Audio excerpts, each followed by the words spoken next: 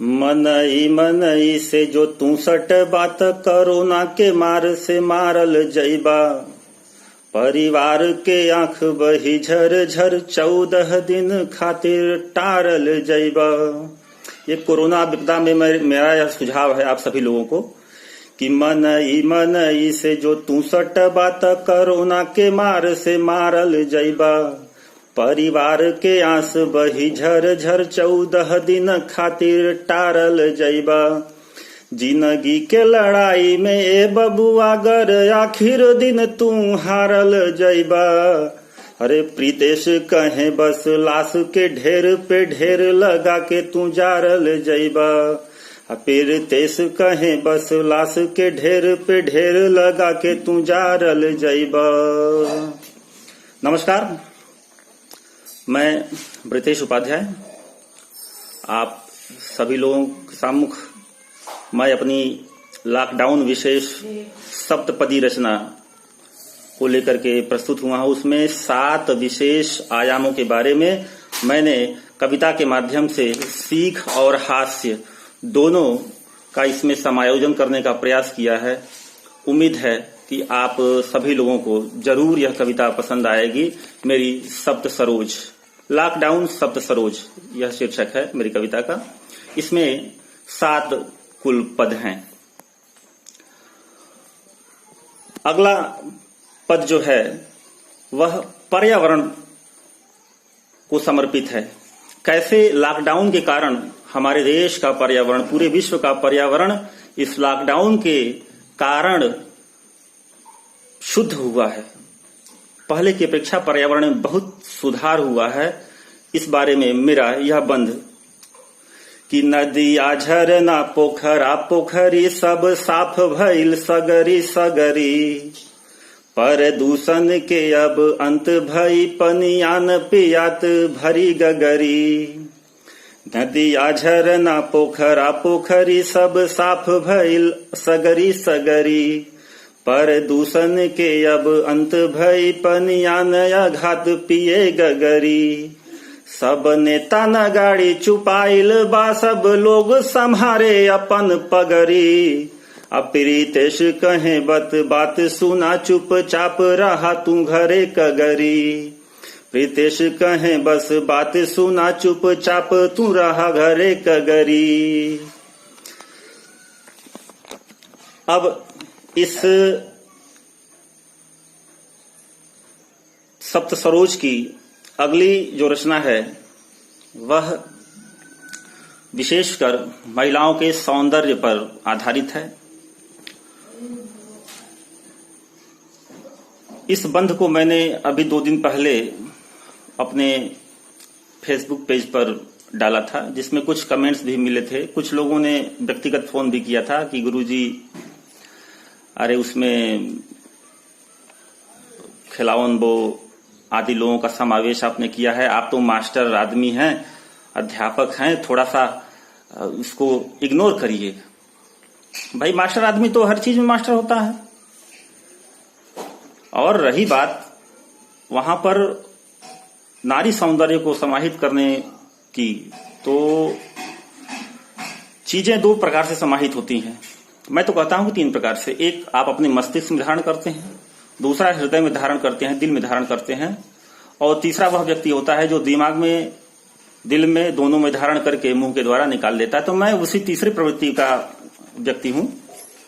बस खिलावन वो हमारे दिल में भी हैं, दिमाग में भी हैं, लेकिन मैं उनको एकदम से आप लोगों के सामने मैंने प्रस्तुत किया। एक बार फिर मैं अपनी उस बंध को आप लोगों के सामने प्रस्तुत करना चाहूंगा कि कैसे एक नारी जो अपने सौंदर्य को अब इस समय कुछ विशेष उस पर नहीं कर पा रही है लॉकडाउन के कारण, और उसकी खींच उसी चाइना के राष्ट्रपति जिनपिंग पर उतर रही है। देखिएगा कि हफ्ते हफ्ते खिलावन बो लेके पर्स बाजारी में जात रहे। हफ्ते हफ्ते खिलावन बोले के पर्स बाजारी में जात रहे। घरे काम न धाम करे तनी को बस पार्लर में बैठल देखात रहे। घरे काम न धाम करे तनिको खाली पार्लर में बैठल देखात रहे। अलाक बंदी में चोखा नियर मुहवा बन खूंटा जमीनी गड़ात रहे। अच्छी न पिंग के मतारी बहिन गरी आवत उ दिन रात रहे। चीन पिंग के मतारी बहिन गरी आवत उ दिन रात रहे। चिनपिंग के कारण ही यहाँ हम लोगों के देश में लॉकडाउन और कोरोना का प्रभाव हुआ। इसी पर वो नारी जो है चिनपिंग पर एकदम खफा है, एकदम खफा है। अब मेरी जो तीसरी रचना है, तीसरा जो बंध है, वह सीधे उन लोगों को चुनौती है जो कि लॉकडाउन को मंद कर रहे हैं, धीमा कर रहे हैं, कमजोर करने का प्रयास कर रहे हैं और भारत सरकार द्वारा जारी निर्देशों का अनुपालन नहीं कर रहे हैं। मेरा सीधे प्रहार उन्हीं को है। ध्यान दीजिएगा मेरी इस तीसरी रचना की तरफ कि देश बंद के मंद करत बचवा यदि पुलिस के हाथे भेटा गईला। फिर से ध्यान दीजिएगा, देश बंद के मंद करत बचवा यदि पुलिस के हाथे भेटा जाइबा। लागी देर न साट उखाड़त में मार लाठिन लेटा जाइबा। प्रीतेश गुरु साचो बात कहे ये खुमारी में जो लपटा गईला। प्रीतेश गुरु कहे बात सचो एक खुमारी में जो लपटा गईला। आ राजद्रोह के धारा जलेबी हो सूजी मैदा के लेखा फेंटा जाइबा। राजद्रोह के धारा जिलेबी हो सूजी मैदा के लेखा फेंटा जाइबा। तो आप पालन करिए निर्देशों का, अन्यथा राजद्रोह की धारा लगेगी। जैसे जिलेबी से आप चीनी को, मैदे को, सूजी को नहीं निकाल पाएंगे, उसी तरह से आपका भी बचना बड़ी मुश्किल हो जाएगा। इसलिए समझिए मित्रों, मेरा अगला बंध जो है वह अपने देश के उन महान कर्णधारों, शराबियों, गुटखा खाने वाले लोगों को समर्पित है। देखिए, इस लॉकडाउन में शराब गुटखा न मिल पाने की व्यथा कैसे व्यक्त की जा सकती है। मैंने एक छोटा सा प्रयास किया है, आप लोग देखिएगा कि जुग बीत गयल गुटखा न मिलल सब दौरी दुकान पे ताला भइल। जुग बीत गयल गुटखा न मिलल सब दौरी दुकान पे ताला भइल। भिसकी के भुलाइल बाचुस की जिंदगी त पूरा गंदा नाला भइल। भिसकी के भुलाइल बाचुस की जिंदगी त पूरा गंदा नाला भइल। एक रौना जरौना के चक्कर में सब लोग के काम के ठाला भइल। आ नमकीन चना मरचा दे मुहवा में बड़ी जोर छाला भइल। नमकीन चना मरचा दे मुहवा में बड़ी जोर छाला भइल। ये उन लोगों को समर्पित था। अब मेरी अगली जो रचना है, अगला जो पद है, अगला जो बंध है, वह समर्पित है परिषदीय विद्यालय के अंतर्गत बहानेबाज उस छात्र के लिए जो कि पढ़ाई से हमेशा कतराता है। भाई कुछ न कुछ जरूर मिल जाएंगे, हमेशा हर जगह मिलते रहते हैं, चाहे वह ऑफलाइन पढ़ाई हो, क्लास की पढ़ाई हो या ऑनलाइन पढ़ाई हो, सब में वो कुछ न कुछ बहाना ढूंढे रखते हैं। तो देखिए, एक परिषदीय विद्यालय का अध्यापक होने के नाते मैं इसमें एक काल्पनिक पात्र कलुआ को भी शामिल कर लिया है मैंने। और देखिए उसकी स्थिति इस लॉकडाउन के कारण जो ऑनलाइन पढ़ाई शुरू हुई है उसमें वह कैसे बहाना करता है। ध्यान दीजिएगा कि ऑनलाइन पढ़ाई के बात सुनी कलुआ मने मन कुरबुरा तो रहे। जे बहाना करे मैं ऊ आगे रहे, खेले सूते खाए दिन रात रहे। कोई काम पढ़ाई का ना कैला, सर जी पूछे का कौनो बात रहे। कोई काम पढ़ाई का ना कैला, सर जी पूछे का कौनो बात रहे। कलुआ बोले बात चियार के दांत सिवाने में गेहूं कटात रहे। कलुआ बोले बात सियार के दांत, सिवाने में गेहूं कटात रहे। वो सिंपल सा ये जो बच्चों का, स्कूली बच्चों का फंडा है कि अगर गुरुजी कुछ पूछ दे, भाई काहे ना किया होमवर्क, क्यों नहीं किया कुछ, तो सिंपल सा गुरुजी गेहूं कटात रहा, माई बाबू रोक ले रहा, बच्ची खिलाव लग रही। तो ये है स्थिति उसका, मई जून में भी जो है गेहूं कटाएगा। अब मेरा जो अगला बंध है वह जो है सीधे सीधे उन लोगों की तरफ है जिन लोगों ने कहीं न कहीं प्रत्यक्ष और अप्रत्यक्ष रूप से इस देश में कोरोना को बढ़ाने में योगदान दिया।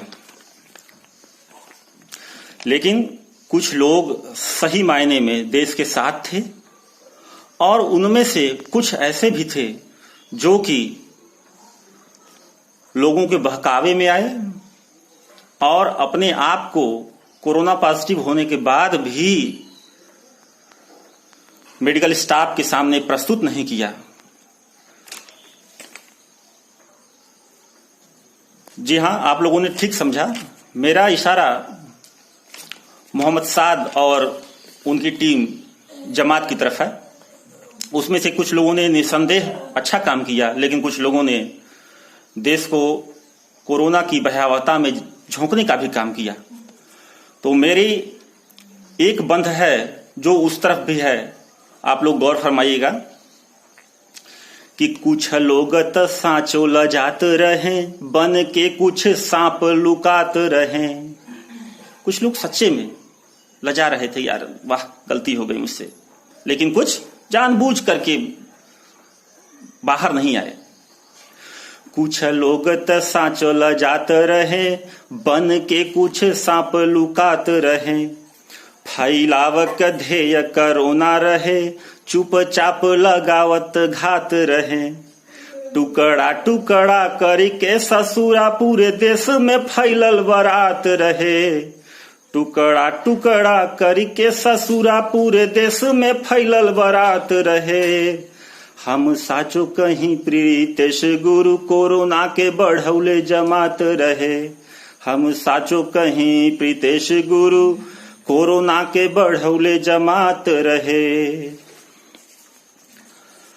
ये मेरी सप्त सरोज लॉकडाउन विशेष कविता थी।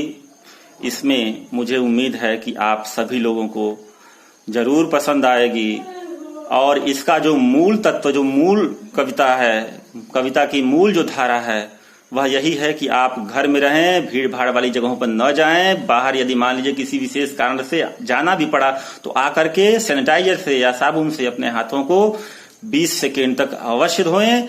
देश को बचाएं, अपने परिवार को बचाएं, पूरे विश्व को बचाएं। यह घड़ी बहुत ही संकट की घड़ी है। इस संकट की घड़ी में अपने दोस्तों के साथ, अपने परिवार के साथ, अपने प्रदेश के साथ, देश के साथ बने रहिए। मैं इस अपनी अंतिम कह सकते हैं कि सबसे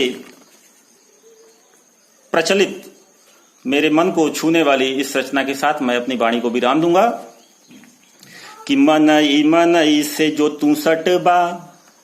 मेरा निवेदन है कि भीड़ भाड़ वाली इलाकों पर न जाएं।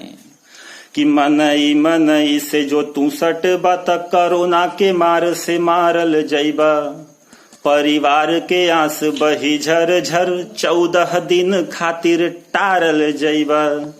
जिंदगी के लड़ाई में ये बबुआ गर आखिर दिन तू हारल जइबा। प्रीतेश कहे बस लाश के ढेर पे ढेर लगा के तू जारल जइबा।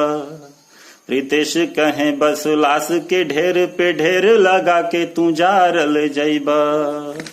तो मित्रों, ऐसी स्थिति न आने दें। कुछ दिनों की बात है, शांत होकर के घर बैठिए, आनंद लीजिए, कविता की रचना कीजिए मेरी तरह। कुछ अपनी पसंद की चीजों को करिए। घर में जो कुछ भी काम है खेती बाड़ी का, उसमें आप अपना योगदान दीजिए, लेकिन करबद्ध प्रार्थना है कि बाहर अनायास न निकलें। मैं अपनी अगली रचना के माध्यम से फिर एक बार आप लोगों के सामने आऊंगा। तब तक के लिए प्रणाम, धन्यवाद। जय हिंद, जय भारत।